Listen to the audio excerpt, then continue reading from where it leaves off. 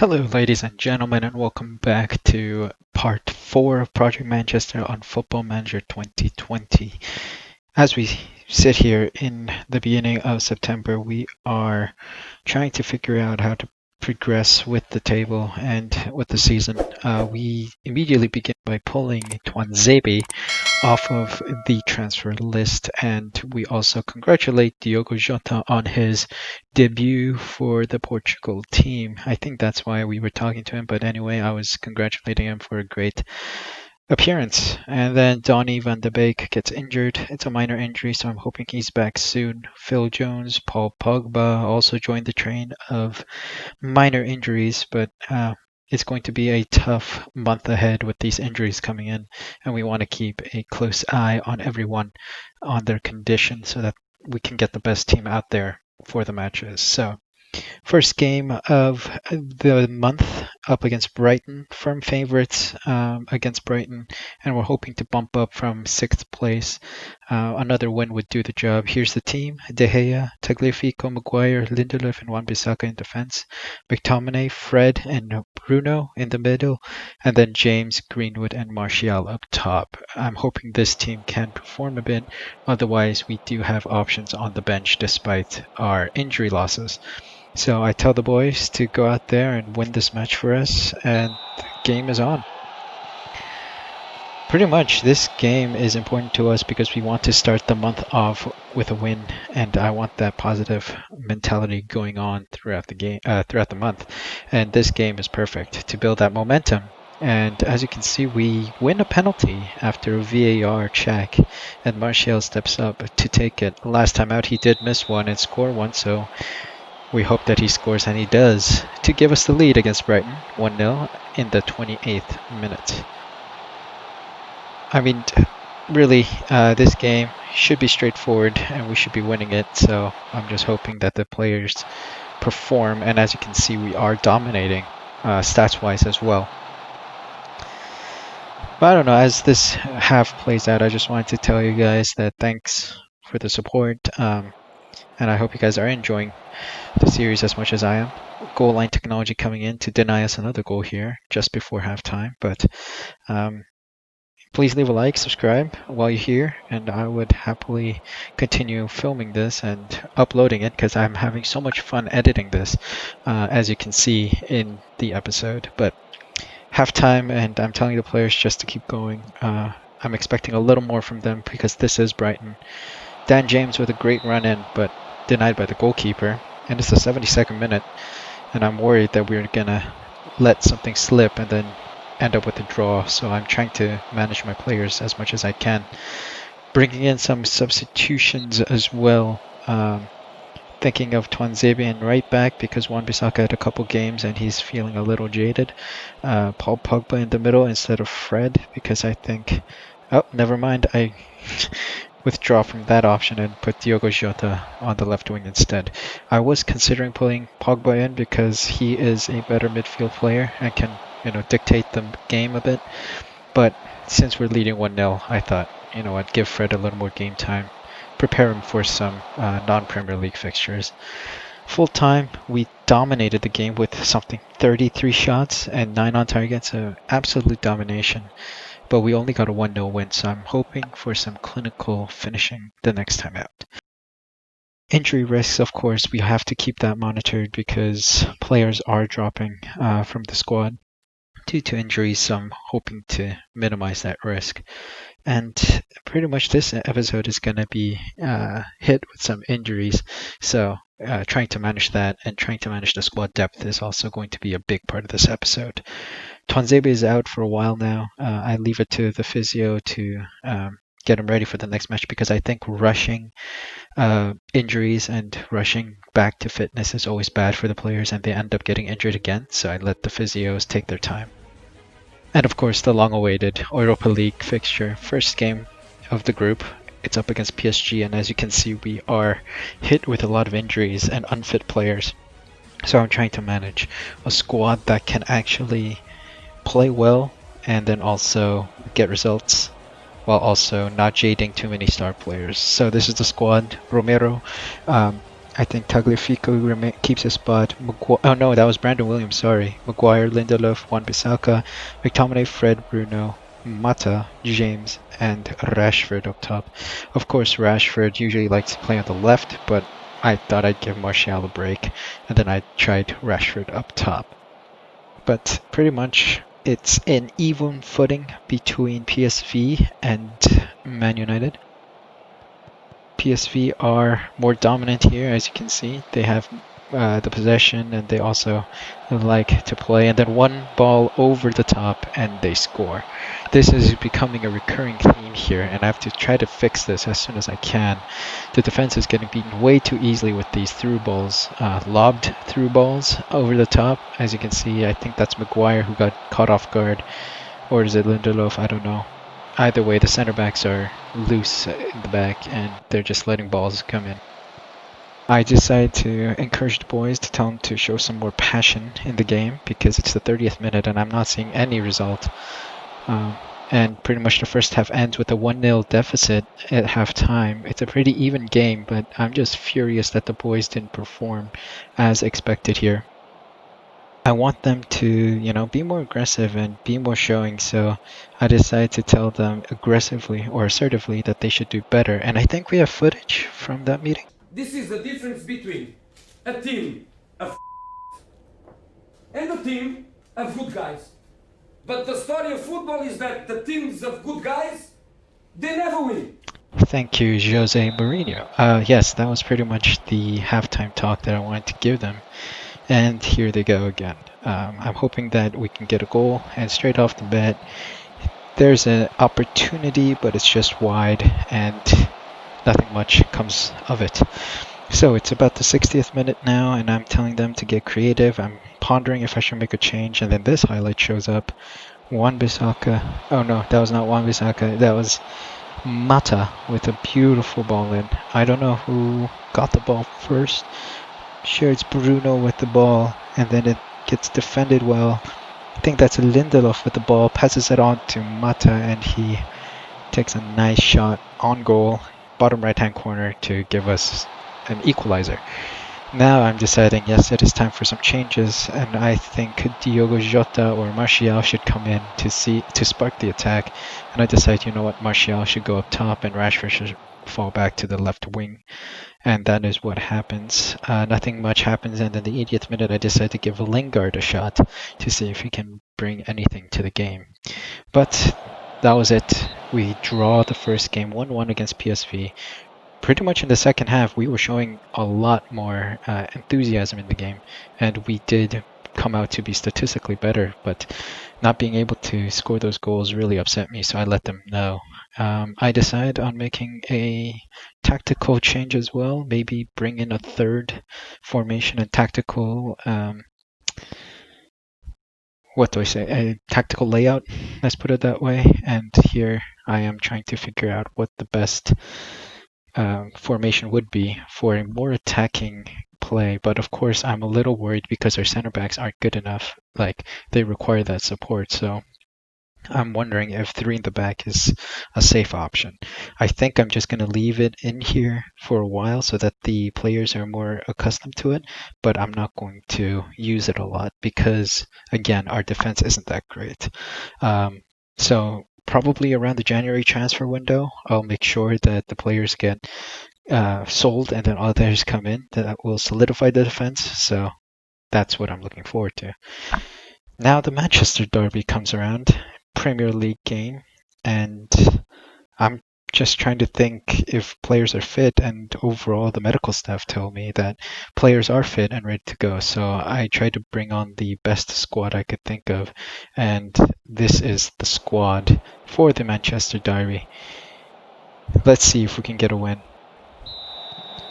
I'm just hoping that they win because we know Manchester City is a very strong team. They will press as much as they can, and for the first half, for the most part, they do give a good fight. And we also managed to do well to defend because they had a dominant shots on target stat, and I was worried that we might lose from one mistake. So I tell everyone to keep it up, that they should fight for the last fight until the final whistle, pretty much. And that is what the players really showed. They displayed that in the game. And as you can see, pretty much for the first part of the second half, Man City were dominant, constantly peppering our goal, trying to find a way in, but they were unable to. And another mistake by Harry Maguire, and Aguero's through, but De Gea saves us. And we had a couple shots on their target, and this was the first shot on target. And I was like, nah, this can't be. We have the momentum. We need to get more motivated players in there. And then all of a sudden, Mendy is sent off for a challenge. I didn't see, but there he is, sent off for a red card. But then also we find out, yeah, Diogo Jota is injured after 3 minutes of play. So we decide to take a risk and bring Igalo in, and then this happened. Can Manchester United score? They always score. How's your bottle? Oh, he smashed it in! Like, what happened? I don't know, but Igalo with the stunning shot on target, bottom left-hand corner. As you can see here, Wan-Bissaka passes it into Bruno. Bruno passes it to Igalo, and he lets one crack, bottom left-hand corner, and finds the bottom really, really well. And that is the most clinical finish I've seen, and I'm just waiting for the final whistle here. And we take the win, 1-0 against Man City. Despite Man City dominating for the most of the match, we survive with 1 goal. That one clinical finish that we were searching for. I can't believe it. Football, bloody hell. Yeah, and Sir Alex put it the best. Like, football, bloody hell. Like, seriously, last second, 1 shot on target, and we got the goal that we needed, and that brings us up to 6th place in the Premier League. And it is looking good for us so far, and we progress with time. Jota's injury is pretty significant, 3 to 4 weeks, and Igalo gets man of the match. And then he also gets team of the week. Great game from him, and the clinical finish was really something. So we are out. We are without Diogo Jota for this match, and it's up against Middlesbrough, the EFL Cup or Carabao Cup fixture, and we are firm favorites to win this. Good. We have a good squad. So here's the EFL Cup fixture squad: Romero, Shaw, Maguire, Lindelof, Wan-Bissaka, Phil Jones, and CDM, which was an interesting choice for me because I wanted to rest McTominay and pretty much anyone that plays there. And I tried Jones to give him a CDM role, but yeah, Middlesbrough just come in knocking and get a goal from a set piece, and I got angry at this because the defense should be doing better than that. They just let them tower above them, and then they score a goal. Romero couldn't do anything, and first half's over with that 1 goal. And I'm furious, and I tell them aggressively that they need to perform and show me something else in the second half. I decide, should I change it up, and I give my 3 in the back a shot and send out a team that's more aggressive, more attacking, with that 3 in the back. But I'm kind of worried of my defense. I'm worried that we might concede more because we are weak in the back. Phil Jones, Maguire, and Lindelof will be in the back, and it's not looking good. Lingard comes in for Luke Shaw to complete the midfield 4. Wan-Bissaka is pushed upfield a little on the right-hand side, playing right mid. But pretty much Middlesbrough were a solid team. They were attacking us, and attacking us. We had to defend, and I decided it's like the 67th minute, 70th minute. We have to go back to something we know and play aggressive that way. So I change it back to the 4-1-2-3 formation, bring on Pogba, and bring on Brandon Williams, Phil Jones, and I'm hoping that we can get some kind of equalizer somewhere, but sadly Middlesbrough keep their 1-0 lead and win the game. So we're knocked out of the EFL Cup. It's kind of disheartening that we lost against the lower league team, but it allows us to concentrate on the Premier League and the Europa League. And off we go to the next game. Our injury list has shrunken significantly over the month, and we're up against Sheffield United. Again, we are firm favorites to win. We sit in 6th place, and a win could pretty much give us a leapfrogging opportunity to higher positions.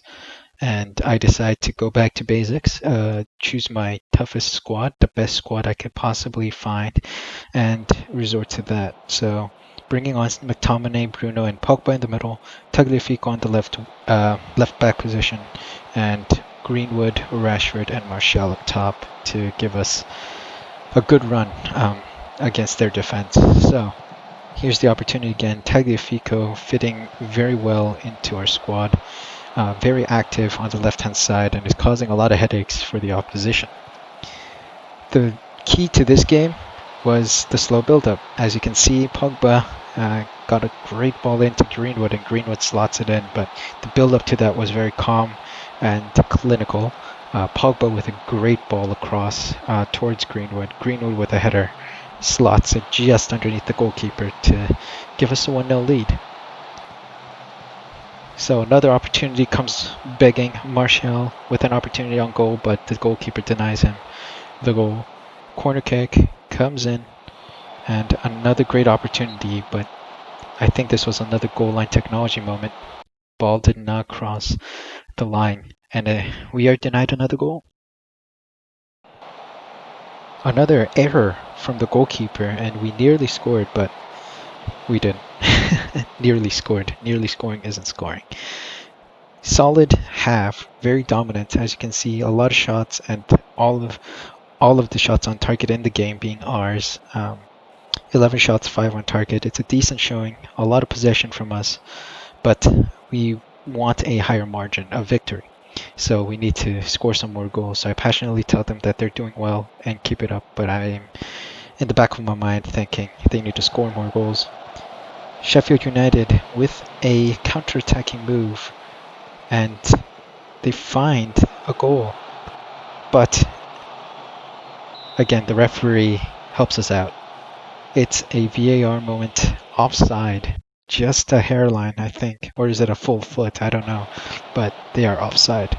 Again, another counter-attacking moment for Sheffield United. They come banging at our doorstep. Wan-Bissaka gives away a free kick, and I'm worried that they are gaining momentum, so I decide to make a change to solidify our back. Maguire off, Lindelof on, and I'm starting to form this Tuanzebe-Lindelof combination in the back, which is a lot better than Maguire and Lindelof at the moment.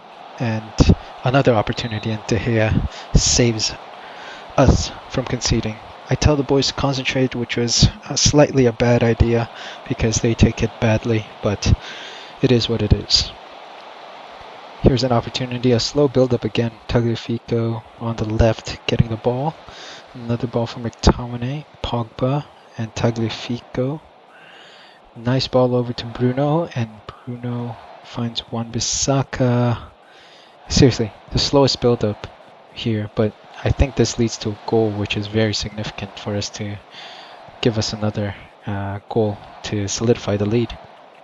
But this slow, to be honest, if we can score the goal like that, it's no big problem with the build-up.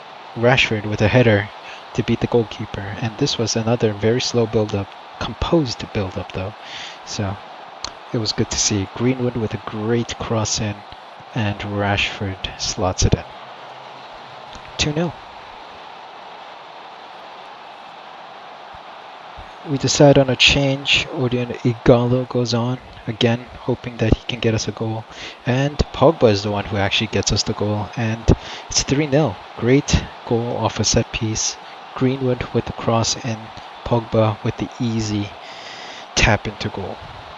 3-0, and that was the end of the game. Dominant for most part. The second half was a lot better than the first. 2 more goals to our scoreline, so 3-0 is a solid win, and I was happy with that result. Decided to make that known to the players and told them this was a great victory, and I was happy with the way they played. So Pogba gets man of the match, and I congratulate him for a great run out there. And he's also named in the team of the week alongside Greenwood, and I was happy with that as well.